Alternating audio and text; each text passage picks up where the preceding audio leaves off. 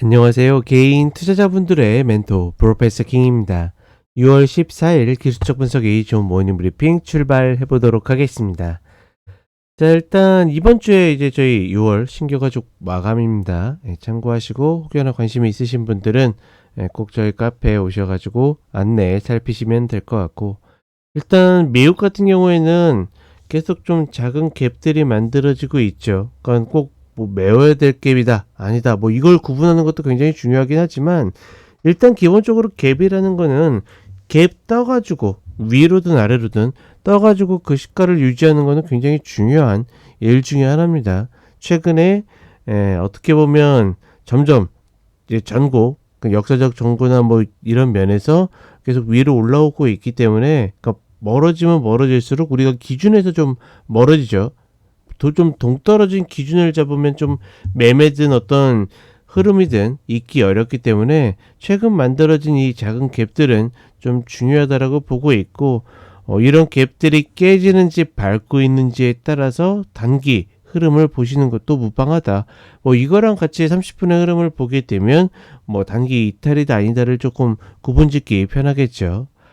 자, 그리고 한국 같은 경우에는 다른 거 없습니다. 적어도 다른 분들은 모르겠지만 우리는 2782만 기억한다.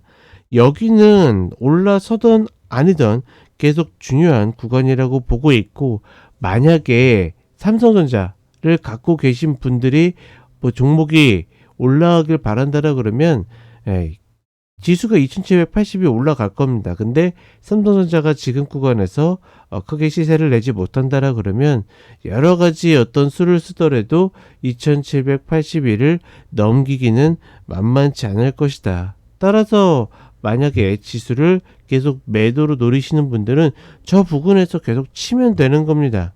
만약에 조금 타이트하게 치실 분들은 넘어가면 컷하고 다시 깨지면 때리는 그런 일들을 반복해도 괜찮다라고 보고 있고, 물론 기존의 쌍봉을 만드는 구간에 계속 쳤다라고 그러면 좀 더 편안하겠지만, 그렇지 않다라고 하더라도 충분히 할 정도로 굉장히 중요한 자리다, 그런 정도로만 인지를 하시면 되겠고, 이런 부분에 대해서는 토요일 기관차 방송에서 한 번 더 이야기를 드려보도록 하겠습니다.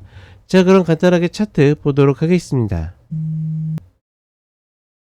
자, 일단 어제의 흐름, 나스닥 선물 30분 흐름을 보게 되면 고점을 찍고서, 그렇죠? 그리고 얼마든지 조정을 받을 만했는데 다시 이렇게 올라오는 것을 보게 되면 뭐 아직까지 우리가 쉽게 미국의 고점을 예단하기는 좀 만만치 않다라고 보고 있고,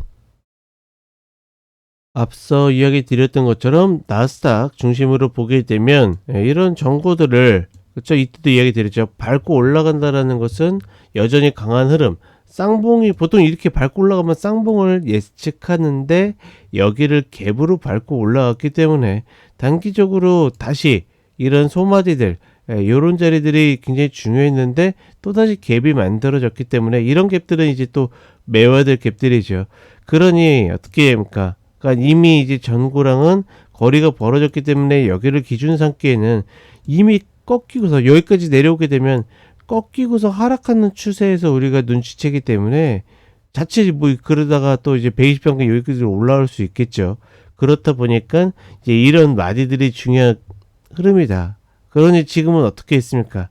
지금은 다른 거 없이 여기에 이 갭자리, 이 갭자리를 메우느냐 마느냐가 단기에 혹은 뭐 중장기적으로 봤을 때도 그렇고, 여기 이제 꺾이게 되면 잘하면 이게 이제 어떻게 보면 역사적 고점에 시발점이 될 수도 있기 때문에 이런 흐름들이 굉장히 중요하다, 이런 이야기를 드리는 겁니다.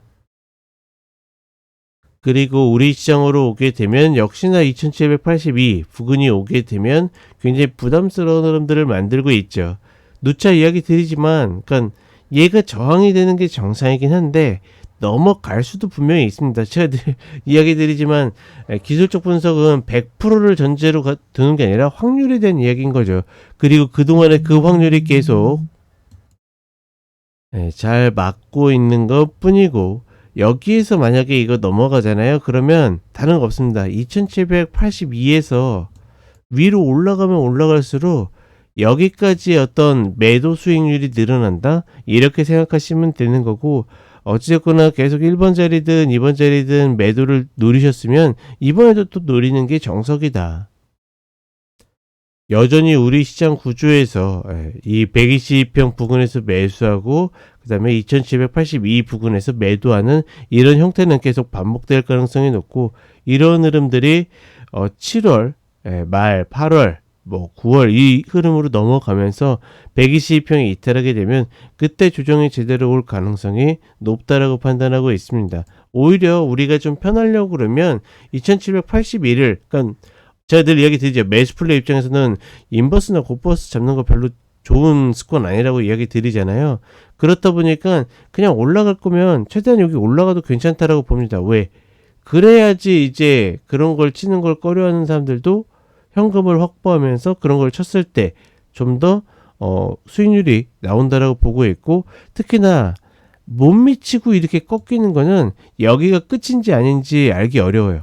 근데 2781을 확실히 넘었다가 깨지게 되면 그거는 확실하게 볼 수 있기 때문에 저는 뭐 살짝이든 아니면 과감하게든 넘기는 것 그렇게 나쁜 선택은 아니다라고 보고 있습니다. 다만 여전히 보다 매수 플레이 입장에서는 쫄지 말고 아직까지 할 거 하는 그런 장세는 계속 될 수 있다. 뭐 이런 부분들 같이 인지를 하시면 좋을 것 같고, 그 다음에 코스닥 흐름도 마찬가지죠.